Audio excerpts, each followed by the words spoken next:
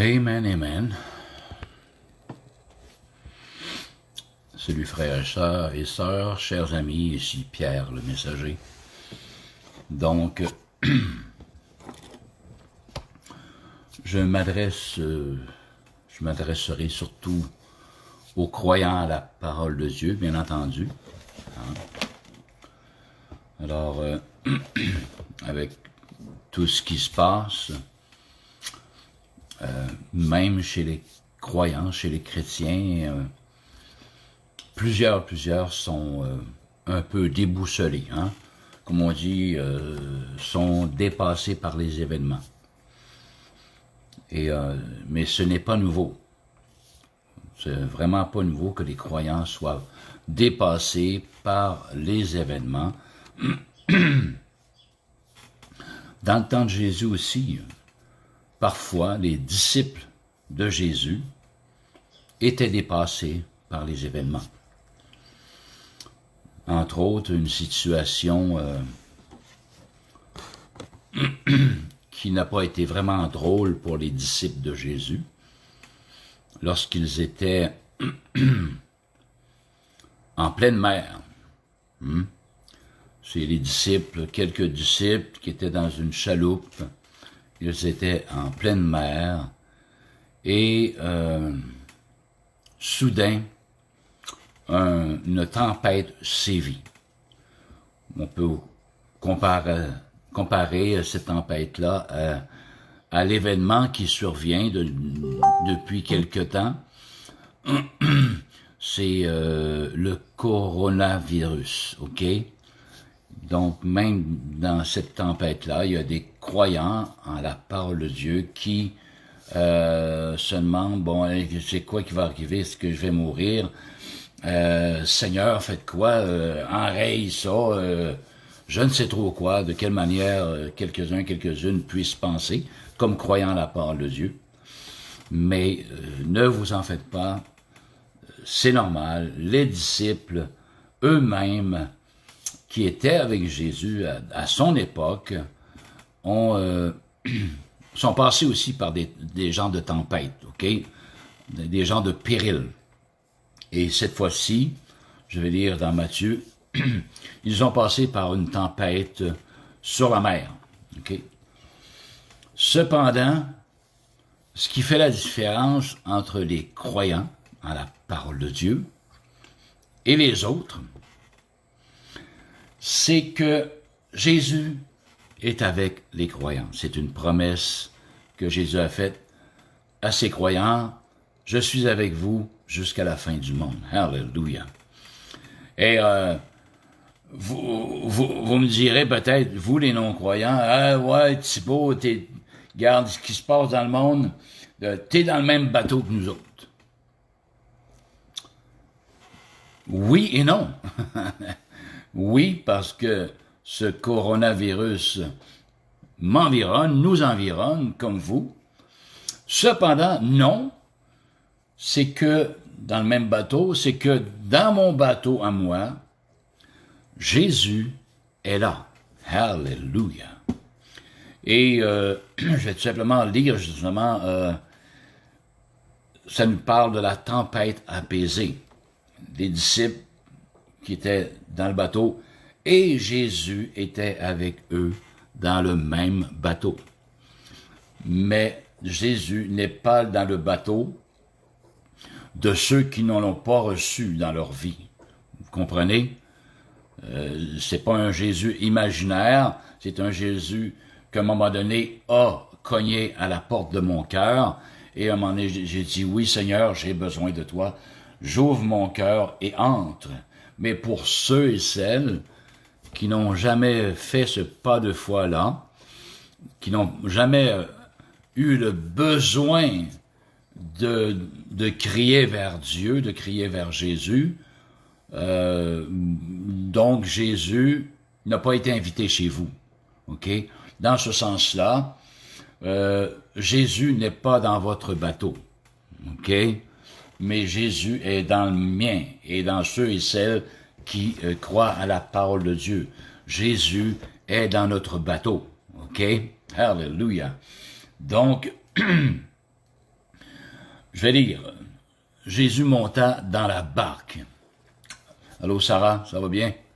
Sarah Guillain, bonsoir. Salut, Guillain. Alors, on parle de Jésus qui est dans notre barque, mais Jésus n'est pas nécessairement dans le même bateau pour tout le monde. Le coronavirus est dans notre bateau à tout le monde. Alléluia. Cependant, Jésus n'est pas dans le bateau à tout le monde. À seulement ceux et celles qui ont bien voulu lui ouvrir son cœur une fois dans leur vie. Alléluia. Et l'ont fait entrer parce qu'il cognait. Je veux entrer chez toi. Je veux faire ma demeure chez toi. Moi et le Père. Alléluia. À moins de ça, si on n'a pas fait, si on n'a pas répondu à l'invitation, on n'a pas ouvert notre cœur et dit, Jésus, viens habiter dans mon cœur, il n'est pas chez vous. Malheureusement, il n'est pas dans votre bateau. Jésus monta dans la barque et ses disciples le suivirent également. Et voici, il s'éleva sur la mer une si grande tempête que la barque était couverte par les flots. OK, on peut dire que le coronavirus fait des ravages et ça nous brasse, hein? Et la tempête du coronavirus, il brasse à gauche, brasse à droite. Le bateau se remplit de virus, OK, comme eux, le bateau se remplissait d'eau, des flots remplissaient la barque, était couverte par les flots, et lui, et Jésus, il roupillait.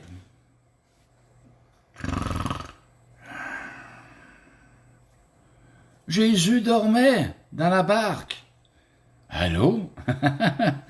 Et les disciples, bien entendu, affolés parce qu'ils regardaient le coronavirus, hein, comme nous croyants, peut-être plusieurs regardent le coronavirus, on regarde les statistiques, qu'est-ce qui arrive, qu'est-ce que le Legault dit, c'est bon en passant d'écouter les consignes que le gouvernement donne à son peuple, hallelujah.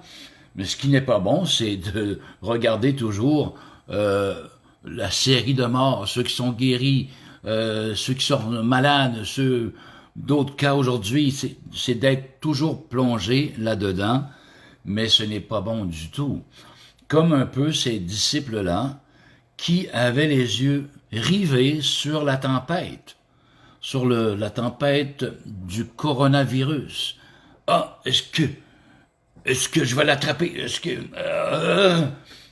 Mais c'est bon de suivre les conseils, des consignes et de se laver les mains si on va dans des lieux publics. Oui, je ne suis pas contre ça.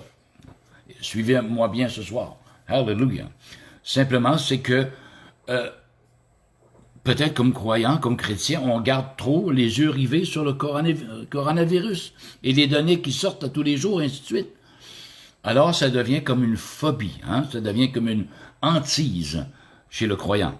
Peut-être chez le non-croyant aussi, également, mais comme croyant, je continue à lire, alléluia, comme croyant, on doit finalement enlever nos yeux de sur ce coronavirus et de demander au Seigneur, hein? Comme les disciples ici, lui, le Seigneur Jésus, dormait pendant que la tempête faisait rage.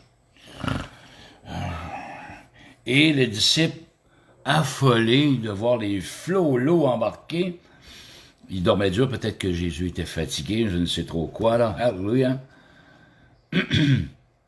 OK, les disciples s'étant approchés, le réveillèrent. « Hey, Jésus! Hey, wake up, man! » Hein? Qu'est-ce qui se passe, les gars? Il me semble de voir Jésus. Hein? Voyons, pourquoi me réveille? Oui, il devait s'apercevoir que ça brassait aussi, là. Qu'est-ce qui se passe, les gars? Asseyez-vous, vous faites branler la chaloupe.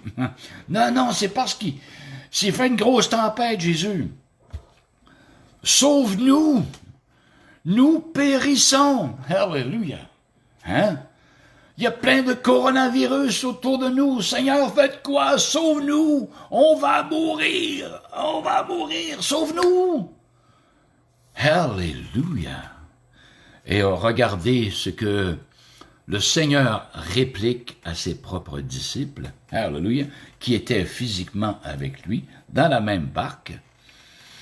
Hallelujah. Alors il leur dit, « Hey les gars, pourquoi avez-vous peur? » Hein? C'est ce que Jésus a dit à ses disciples. « Pourquoi les gars avez-vous peur? » Hello? Je continue.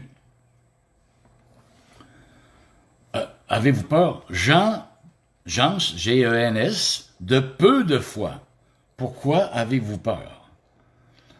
Alors, il se leva, Jésus se leva, parce qu'il était accroupi, à moitié couché. Il se leva, menaça les vents et la mer, et il y eut un grand calme. Alléluia. Amen. Donc, ces hommes furent saisis d'étonnement. Hein? T'as calmé la tempête, hallelujah! Quel est celui-ci? Les disciples se disaient, à qui obéissent même les vents et la mer? Hallelujah!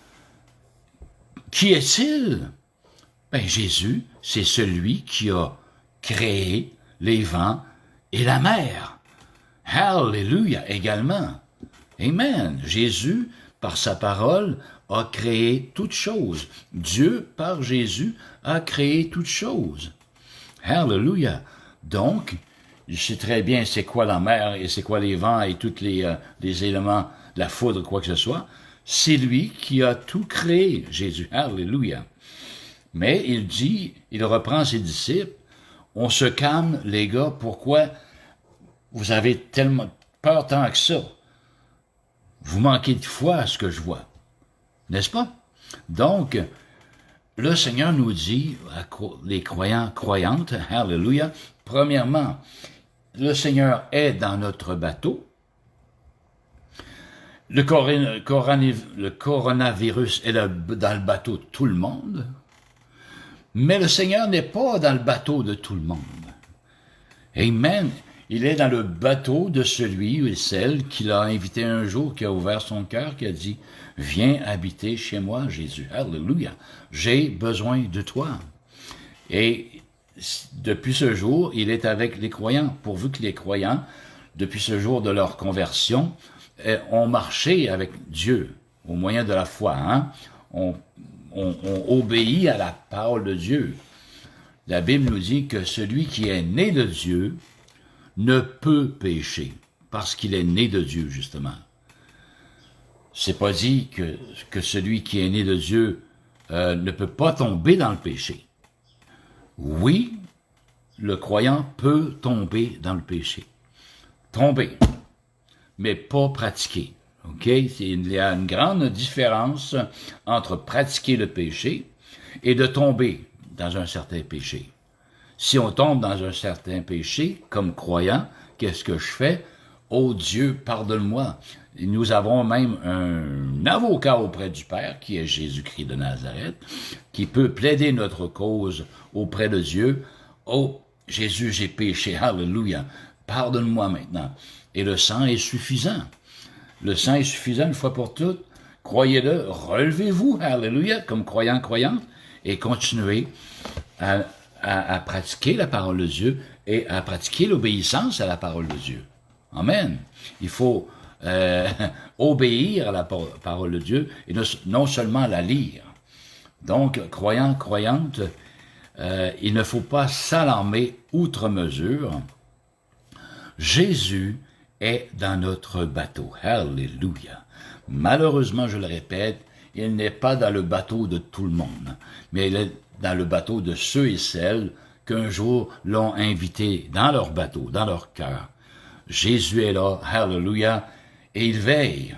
Et bien souvent, nous, même comme les disciples, dans des temps où ça brasse à l'extérieur, comme ce coronavirus, nous avons peut-être tendance à nous énerver. Hallelujah. Pourtant, Jésus est là. Hallelujah. Il fait pas de bruit parce que peut-être qu'il dort aussi, comme dans la barque avec ses disciples. Il dormait. Il roupillait. Et les disciples étaient affolés, ils l'ont réveillé, Seigneur, Seigneur, nous périssons, sauve-nous. Alléluia. Frères et sœurs, amen, réconfortons-nous par cette parole, que Jésus est avec vous, il est avec moi. Parce qu'un jour, nous avons dit oui à Jésus-Christ. Ce qui fait toute la différence entre ceux dont Jésus-Christ n'est pas dans leur bateau. Ils ont seulement que le coronavirus dans le bateau, mais malheureusement, Jésus n'y est pas parce qu'il n'a pas été invité dans leur bateau. Malheureusement, alléluia. Mais nous, croyantes, qui l'avons invité un jour, amen, pratiquons la foi. Jésus nous dit de ne pas s'inquiéter. Alléluia. Et dans ce cas-ci, avec les disciples, il a dit au vent, à la tempête, « Calme-toi. » Amen. Et les flots, le vent, la mer se sont calmés. Alléluia. Amen. Donc, nous pouvons également pratiquer cette même foi. Qu'est-ce que nous dit ailleurs la parole de Dieu pour les croyants, croyantes, pas les autres. Pas les autres qui n'ont pas invité Jésus dans leur bateau. En Marc, je l'ai lu il n'y a pas longtemps, Marc 16, 16. Marc 16, 16. Encore là, ce sont les bénéfices que les croyants peuvent utiliser justement. Amen. La foi. Amen. On peut mettre notre foi en action. Et hallelujah. Hein? Bien souvent, moi, personnellement, Jésus me dit, « Hey, Pierre, homme de peu de foi. » Il me le dit souvent dans mon cœur pour telle situation. « Oh, c'est vrai, pourquoi je te fais pas confiance plus que ça, Seigneur? Tu es avec moi. » Il faut vraiment, comme croyant, enfant de Dieu, avoir toujours cette idée-là, que Dieu est avec nous. Bien entendu, si nous nourrissons de la parole de Dieu, si nous passons du temps dans la prière, dans le lieu secret, alors il est facile, très facile, de toujours être en communion avec Dieu. Amen. Et je le répète, si nous tombons dans un certain péché quelconque, nous avons un avocat auprès du Père, Jésus-Christ lui-même. Et nous pouvons plaider auprès du Père avec notre avocat, qui, lui, va clairer notre dette. Alléluia. Donc, on se relève debout et on recommence. On remarche sur le chemin serré, alléluia, qui mène à la vie éternelle. Bien, normalement, un croyant, une croyante, un chrétien ne pratique pas le péché. Il peut tomber dans un certain péché, mais il ne le pratique pas. Amen. Avant ça, il le pratiquait. Il pratiquait, parce qu'il était mené par ses pensées de toutes sortes, par la chair, comme on dit. Mais maintenant que le croyant, la croyante est né de nouveau, spirituellement réveillé, spirituellement ressuscité, donc maintenant on marche en vérité, hallelujah, en nouveauté de vie. Donc, chers frères, chères sœurs, prenons position en prenant confiance en Dieu, en Jésus. Jésus est dans notre barque, il n'est pas dans la barque du voisin, hallelujah. Mais nous pouvons lui dire au voisin, « Hey, Jésus peut être dans ta barque, mon ami, hallelujah. Amen. » Anyway, et que nous dit Marc 16, 16 également? Il dit, « Allez par tout le monde et prêchez la bonne nouvelle à toute la création. » Hallelujah. La bonne nouvelle, c'est que Jésus sauve, Jésus pardonne, Jésus délivre. Aujourd'hui, ce 31 mars 2020. Amen. Il ne cesse de pardonner, il ne cesse de t'aimer, mon cher ami. Ami hallelujah. Vous qui ne connaissez pas Jésus-Christ de Nazareth, il ne cesse de t'aimer et d'avoir compassion à ton égard également. Hallelujah. Allez par tout le monde et prêchez la bonne nouvelle à toutes les créations. Celui qui croira et qui sera baptisé sera sauvé. Hallelujah. Mais celui qui ne croira pas sera condamné. Voyez la justice de Dieu? Ah ben moi, Pierre, je mène une bonne vie, j'aime mon prochain, puis j'essaye de pas trop sacrer, là. Des fois je m'échappe, mais des fois il il y a un collègue au travail qui me tombe sur les nerfs, je le déteste, mais c'est pas plus grave que ça. Non, non. Ça marche pas de même. Il faut que tu naisses de nouveau. Alléluia. Et ces choses-là, Dieu va te les faire perdre, ces mauvaises habitudes-là, par le Saint-Esprit. Amen. Alléluia. Essaye pas d'essayer de ne pas sacrer ou de ne pas haïr ton boss. N'essaie pas ça. Tu ne seras jamais capable parce que tu es charnel, tu es vendu au péché. Alléluia. Il faut que tu sois né de nouveau, né de l'Esprit de Dieu. Amen. Et Dieu va faire le travail qu'il doit faire dans ton cœur et tu vas pouvoir pardonner. Et les paroles qui vont sortir de ta bouche maintenant seront des paroles de grâce et non de malédiction. Alléluia. Autour de toi. Celui qui croira sera baptisé, sera sauvé, mais celui qui ne croira pas sera condamné. Et voici les miracles qui accompagneront ceux qui auront cru. En mon nom, Amen, Hallelujah, ils chasseront les démons. Ils parleront de nouvelles langues, et s'ils boivent, ils saisiront des serpents, et s'ils boivent quelques breuvages mortels, ils ne leur feront point de mal. Alléluia. Ils imposeront les mains aux malades, et les malades seront guéris. Donc, vous voyez les privilèges du croyant quand Jésus est dans notre barque.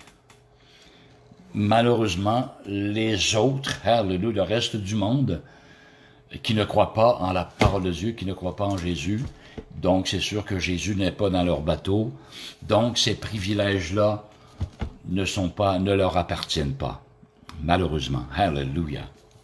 Amen. Donc, je vous invite tout simplement, croyants, croyantes, à faire confiance à Jésus, même si vous pensez qu'il n'est pas là, peut-être qu'il dort tout simplement dans votre barque, peut-être qu'il dort, mais il est là. Vous le savez qu'un jour vous l'avez invité dans votre cœur, donc il est là. Ne vous en faites pas, il est là, alléluia, mais abreuvez-vous, nourrissez-vous de jour en jour avec sa parole, alléluia. Allez dans le lieu de prière et communiez dans le lieu secret avec le Père également. Amen. Et jeûnez aussi. Si vous n'avez jamais jeûné de votre vie, si ça fait 30 ans que vous connaissez le Seigneur, il serait peut-être temps, ok? Il y a des bénéfices à en tirer spirituellement, corporellement, physiquement, émotionnellement, etc. Parce que le jeûne est institué de Dieu également. Amen. Alléluia. Donc, ne nous affolons pas, frères et sœurs, et arrêtons de focusser sur tout ce qui se passe par rapport au coronavirus. Bon, combien il y a de morts aujourd'hui, combien il y a de morts qui s'est rajouté aujourd'hui, qu'importe, blablabla, la tempête sévit. Enlevez vos yeux de là-dessus, frères et sœurs, et gardez vos yeux sur la parole de Dieu, sur Jésus. Amen. Dieu me parle même dans ce sens-là également. C'est pour la raison laquelle je le partage avec vous, frères et sœurs, et les autres aussi. Amen. Alléluia. Donc, c'est tout ce que j'avais à dire ce soir. Prenez confiance. Ceux qui, un jour, ont invité Jésus dans leur cœur, dans leur barque, alors faites-vous-en pas. Il est là. Et il est là pour calmer la tempête. Alléluia.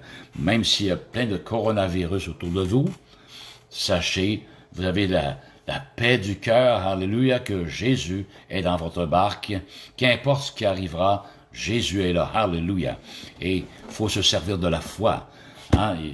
Je redis ce qu'il a dit en Matthieu à ses disciples. Comment ça vous avez peur, les gars? Gang de pas de foi. Tu sais, vous manquez de la foi, là. Ma gang de chums, tu sais.